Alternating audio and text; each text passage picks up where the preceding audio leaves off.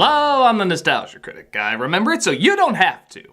If you were to tell me back in 1987 that Teenage Mutant Ninja Turtles was still gonna be around 30 years later after it first came on TV, 6-year-old me goes, yeah! 36-year-old me goes, what the hell's kinda wrong with us? It's weird to think of all the comic book characters that could have the lasting power of Batman with tons of different incarnations over the years. Teenage Mutant Ninja Turtles would be one of the major ones. Even though I friggin' adored everything turtle related growing up, it is odd to think that a clear product of the late 80s and early 90s would lend itself to so many reboots and spin-offs. Many of them still very popular. Well, I can't say I've actively watched them all. I can say I kept taking a peek once in a while to see what they were up to. Kinda like checking in on an old childhood friend, who has many ups and downs over the years. Nickelodeon, after wrapping up a pretty popular run with their last take on the series, has rebooted the idea again with Rise of the Teenage Mutant Ninja Turtles. Because everyone needs to be rising now for some reason. Hell, if they really want to make this modern, they call it the Sleeping In Past Noon, because hell with your shit, it's the goddamn weekend of the Teenage Mutant Ninja Turtles. Fans have been buzzing about their new design, new style, and all-around new feel. While the Turtles have certainly looked and acted different in the past, there was a definite spin on this version that seemed very unique compared to the others. Nickelodeon was so confident in this new version that, like Disney did with the DuckTales reboot, they released the first episode on YouTube in late July, despite the show premiering mid-September. Will it win Turtle fans over? Can it suck in the newcomers? Does anyone see YouTube videos they subscribe to if they didn't press that goddamn bell? The answer to all of these is pointlessly complicated, yet somehow simplistically dumb. And we're gonna look it over today. Let's take a look at Rise of the Teenage Mutant Ninja Turtles. First, let's examine the intro. It's friggin' amazing. Like Thundercats, X-Men, even original Ninja Turtles, amazing. This whole opening is done in one shot with no cuts, and the animation matches the incredible angles and energy throughout the whole thing. It's a friggin' rush. This is one of those intros you can watch over and over and slow down to see what you missed. Look, there's that naked lady from The Rescuers. Unlike the other versions though, the song explains very little about who the Turtles are and even leaves out their origin. Get used to that. As you'll see, the episode starts off by explaining, how'd that dude from UHF put it? Nothing! Absolutely nothing! No, really, watch. Two guys in gym clothes with dog pouches and brows that ate their eyes are chasing after a Pika Gizmo, American Dragon, that can teleport away. Oh yes, it gets stranger. We randomly cut to presumably a crime boss looking at the briefcase from Pulp Fiction. Yeah, we happy. We see our heroes in a half shell watch this shady deal as they set up a grappling hook, cling onto the wire, swing right past the mob boss, and cannonball into a pool. And if you're thinking like I was, how funny it would be if we never see that crime boss again, we never see that crime boss again. Well, that is funny, but what? Quickly, the tone of the show starts to reveal itself as we look at the Turtles' designs and how they act. It looks like they kept some of the additions from the Bay-produced films. The good additions! As we see things like Donatello's tech gear, even down to his shell being half robotic, Michelangelo having more of the silly goof-off look, and Raphael looking rough and... Brother Paul! Getting his name removed from the Guinness Sports Records. What kind of shell roids is he taking? I mean, I like the idea of the Turtles being different sizes, but all of them are the exact same except for him. He literally picks up Michelangelo with one hand and throws him at one point. Did he also steal a tooth from Leatherhead, or is that just to open soda easier? He's looking like Clay Croc. We also get the one constant change in every Turtle property, April. If you step to my friends for stepping to you, for stepping to me, you gonna have to step to me. They've changed her so much in this franchise, Lando Calrissian is complaining about her to Darth Vader. I have altered April again. Pray I do not alter her further. This franchise is getting weirder all the time. But their looks are fine as long as it matches their personality traits, like Michelangelo. You must be this rad to ride that ride. The party dude, Leonardo. Oh yeah! The party dude, Raphael. Cannonball! The party dude, and Donatello, the machine guy. Note also a party dude. Based on our velocity and entry angle, I concur.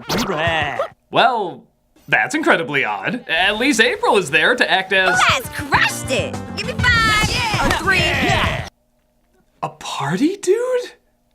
Okay, I'll admit, it's not like the Turtles were the most fleshed out of characters. But in terms of their personality, you could still tell them apart. Despite them looking identical except for their mask colors, you still knew who would say what in a situation. For example, who's this? Why don't we just find these ninja thieves for her? And perhaps she could help us find a cure for Splinter's condition. That's the grounded responsibility of Leonardo. Who's this? Bingo. Yeah, we're dealing with a real mind here. That's the wisecracking cynicism of Raphael. Who's this? Rock, dudes! It's a place where we can get some pizza! That's the totally baked, dim-witted charm of Michelangelo. Now, let's try it with the other turtles. Who's this? Teriyaki shakedown always gets me so jazzed. Well, that sounds like the goofiness of Michelangelo. Oh, nope, it's Donatello. How about this? What? I can't make a joke in the middle of the craziest thing ever? That's how I cope. Well, that also sounds like the goofiness of Michelangelo. Oh, it's Leonardo. How about this? Let's go bungee dunk on the hoops at Rucker Park. Well, I'm just gonna go against the grain and say that's Raphael. Oh, that's Michelangelo! See a problem? Don't get me wrong, the voice acting is good and they have great delivery. I can tell them apart just by the vocals. But in terms of the personality, there's little to no difference. Some have even said that they switched the leadership roles of having Raph as the leader instead of Leo. But after seeing 4 of these episodes, I couldn't tell you who the leader is, because they're all exactly alike. And if you're wondering why they're not going to their backstory, series villains, or honestly any character, it's because this show is taking a very similar route as Teen Titans Go. The focus is more on jokes and silliness rather than consistent storytelling. And yes, I know how ridiculous it sounds to demand consistent storytelling from something called Teenage Mutant Ninja Turtles, but that was always kind of part of their charm. Even though it was dumb, it was still an action series too, and you can't be that into the action if you're not that into the story or characters. Teen Titans Go has a very similar problem, but don't worry, we'll get into that in a few weeks. For this, however, there's a great irony that the action is harder to get invested in because, honestly, it's some of the best action the shows have ever had. Watch to see what I'm talking about as we get back to the story with April and the Turtles coming across Pac-Man's furry here. The 2 henchmen turn into bug aliens riding their dogs as steeds. And the action just kind of starts without knowing what these 2 guys' personalities are. Look at them! Don't you want to know more about these 2 weirdos? It not only would make the comedy funnier seeing their unique personas work off of the Turtles, but we'd be more invested in the fight itself. Can you imagine fighting Bebop and Rocksteady without establishing them at all? Or the Shredder, or Krang, or any number of mutants that they fight over the shows? It was silly, but it was fun because we knew these guys so well and so quickly. Even the most throwaway villains had a distinct personality always attached to them. Here, it's bad guys with no personality versus 5 characters with only 1 personality. Therefore, it's not nearly as funny. But with that said, it is kind of funny. There are some good one-liners and deliveries throughout the fights, ones that get a really hard laugh. With or without your fake nerd voices. That was actually my real voice. Well, you better get intimidated! What's wrong with my voice? So, you guys from Jersey? These are good jokes, but they're not personality-based. Any one of those characters could say those lines and get a laugh. But again, the animation is crazy amazing and those jokes do get legitimate laughs. Like I love this random pizza boy who just falls into an evil portal mid-fight. Good to know. April gets sucked in too, along with Wolverine's Build-A-Bear, and the Turtles have to figure out a way to follow them. Hey, April! Are your bits on the other side of the wall? Well, if it was Megan Fox, probably, but... Oh, by bits you meant... Oh, God, I'm sorry. I thought you were talking about... I think this is a good spot for a commercial.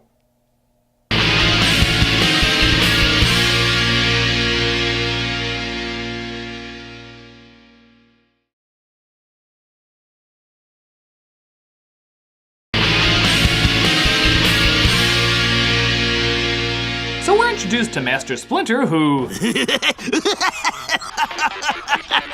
is the Tasmanian Devil?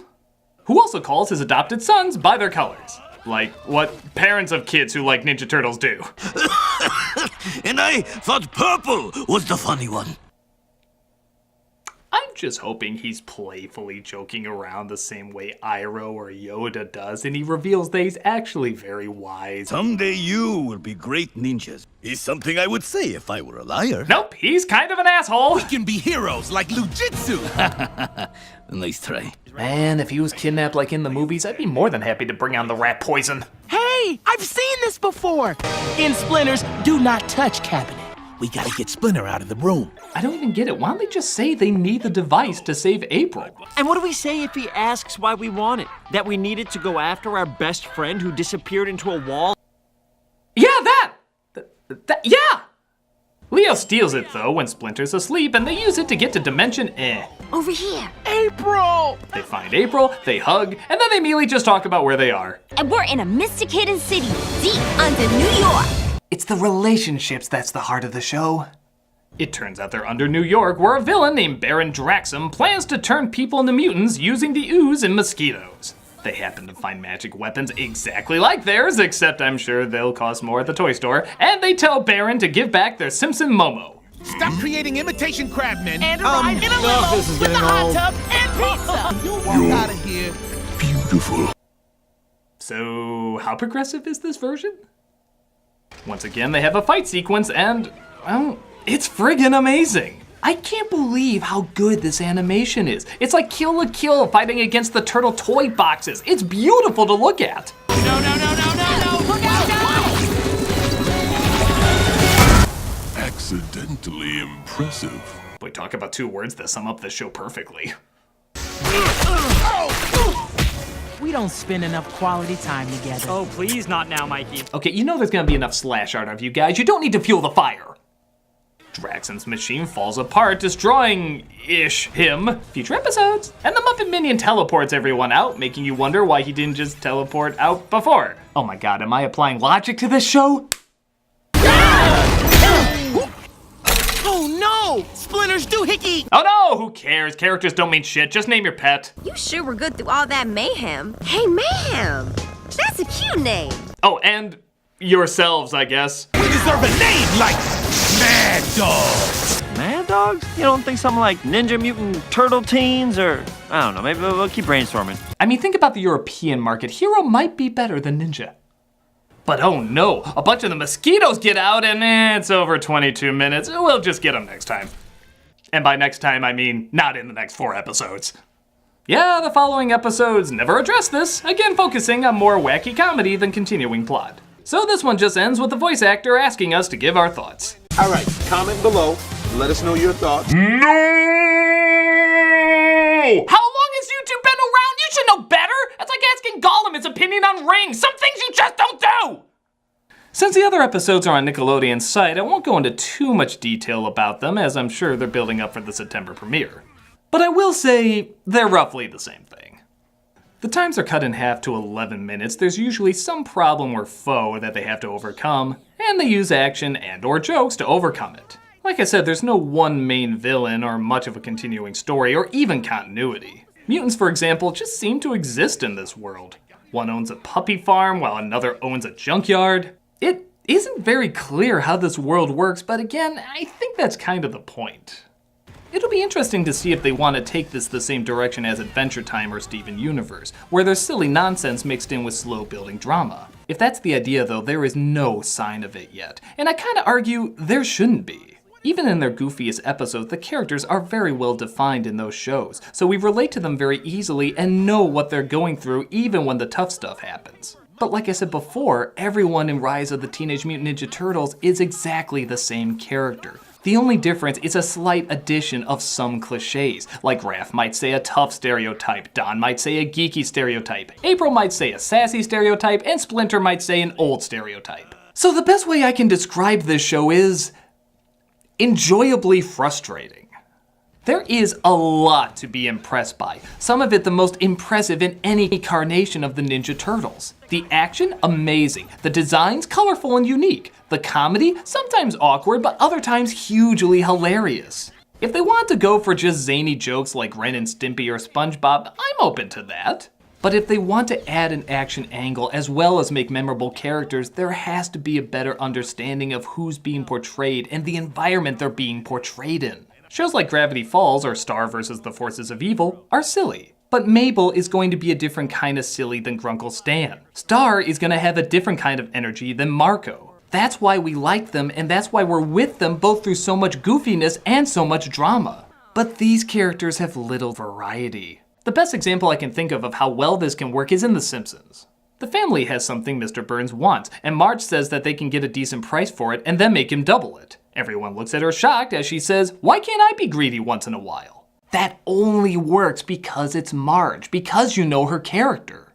That wouldn't have worked if Bart said it, or Homer said it, or Nelson said it, or Barney said it. It has to be the unique character they designed for only her. If this show wants to last and stand out, it has to have characters as definable as these characters. But, truth be told, I think it can. There are some good laughs, some fun ideas, and some incredible animation, and I think it should all be utilized as best as possible. While it has a clunky start, it's a start with promise. But they're promises that could ironically use a little more limitation in some areas and a little more expansion in others. Given the right tuning, this could be a very fun and unique show.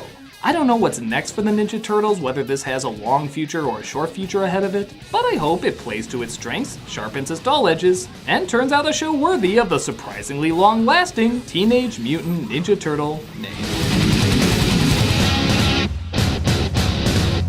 I'm a nostalgia critic. I remember it so you don't have to.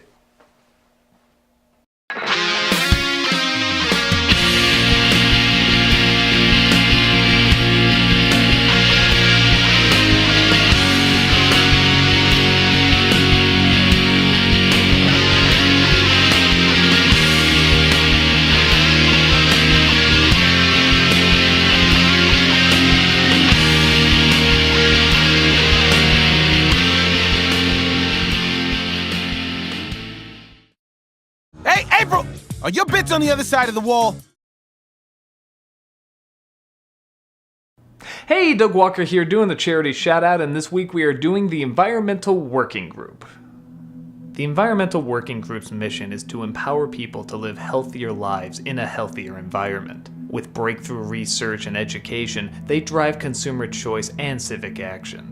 They are a non-profit, nonpartisan organization dedicated to protecting human health and the environment. They work for you, finding out what's in your tap water, your shampoo, what's lurking in the cleaners underneath your sink, what pesticides are on your food, and so much more. They also have an A rating on Charity Watch, which is a clear sign they're top of their game. For more than 2 decades, they set out to empower everyone about how to get to know your environment and protect your health. Their website and their YouTube channel has so much information about the simple steps you can take to protect yourself and others from the dangers of so many things in our everyday lives. Pollution, littering, chemicals, this stuff is everywhere, and these folks show you why, what, and how to help. They take so many big steps to show you the little steps that you can take. Click on the link and see how even the tiniest of changes can make the biggest of differences.